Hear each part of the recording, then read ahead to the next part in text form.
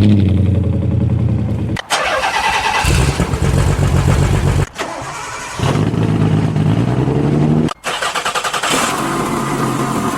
everybody, welcome to another episode of Car Addiction. Today I'm going to talk about the new 400C. It just got unveiled and oh my god, Allah. It is just everything that I wanted, and it's probably just a little bit more.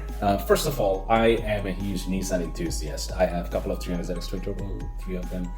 I have an R32 Skyline. I recently bought a Nissan Xterra because I wanted to get rid of my Hyundai, and that's that. Now, I have been waiting for this 400Z unveiling for the longest time because there are so many rumors with the financial condition that Nissan is in right now, so things were a little uncertain, and I definitely did not want another vehicle with a stupid paddle shifter automatic.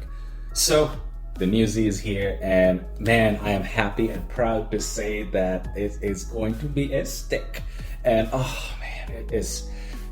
I'm so excited. I am really excited, and trust me, I will probably be one of the guys standing in the lineup to put a deposit on the new Z.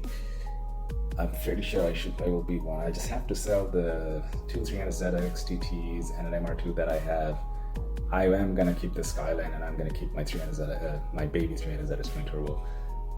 Yeah, that's good. That's a good plan, because if I sell those, I probably will have a decent amount of dump. Anyway, let's talk about the 400Z. First of all, they have a lot of design elements from the origin, which is the 240, Datsun 240. And man, that Datsun 240 is one of the sexiest car design ever. And this Z just made it look like it's from the 21st century, which is amazing. I can't. I like people. I was reading through the comment section when the live thing was going on, and some people complained about the square radiator grille. You know what? Look into 240. All right, that's a 240, and it's square, and that design came directly from there. And if you look at the backside, it's the tail lights will resemble a little bit of the 300ZX. They talk about the idea came from that, which I believe so. But if you squint your eyes a little bit, you may see a 300ZX tail light over there. And again, any Z, any good Z, any Z, when they are stationary, they look like a cat is sitting down and ready to launch, and that 400Z is the perfect shape for that. And then the color, I forgot the name of the color, but to me it looks like a neon green. Freaking amazing. Anyway, I have two concerns with that car, to be honest with you. One is they use the Nissan's or Infinity's VR30 DETT, that motor, and it's bumped up to 400 horse. First of all, I am a VG30 fan with the twin turbos, so I appreciate the newer generation of twin turbos. What it means is there's lots and lots and lots of tuning potential. Okay, I'm going ahead of myself. It's probably going to be a couple of thousand horsepower seats soon on the market. But one of the issues with that VR30 is they had some issue with belt snapping, which would make it a catastrophic fault. And there's another problem, I just can't think about it right now. I hope Nissan addressed those problems, because if the car starts with the motor with those existing problems, I think they are gonna get into a race with their hands tied behind their back.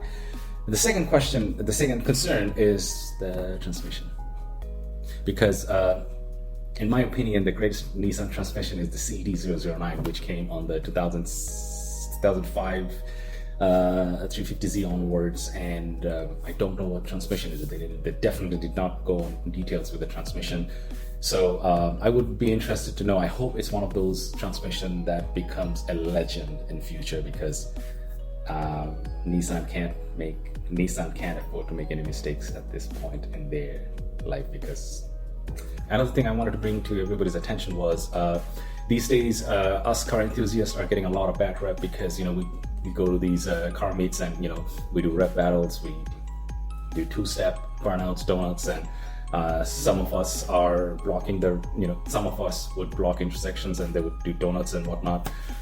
Yesterday in Canada, somebody did something like that with the 350Z in Toronto, and thank you so much to Toronto Police for being patient in dealing with this idiocracy, because in that video, some people literally came in front of the police officer's truck and they barricaded the police officer from doing his duty.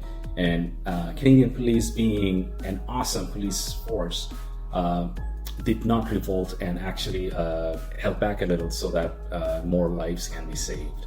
So let's not do any of that. There are a lot of more car enthusiasts like us who just want to go to a car show, meet some of the buddies. We're all tight, we're all stuck home, getting cooked up in the house, getting yelled at by the wife and kids. So whenever there is an opportunity to go to a car show, we jump on it. And I know there's a lot of energy that needs to go. If that's what you want to do in Toronto, please go to one of the 3 tracks around Toronto: Cayuga, Toronto Motorsport, and Shannonville. Phenomenal places. They're cheap enough, a couple $100, and you can do all the shenanigans you can, and nobody will tell you not to. Thank you for your time. Hit the subscribe button and the bell notification, and I'll be back with a lot of more shenanigans.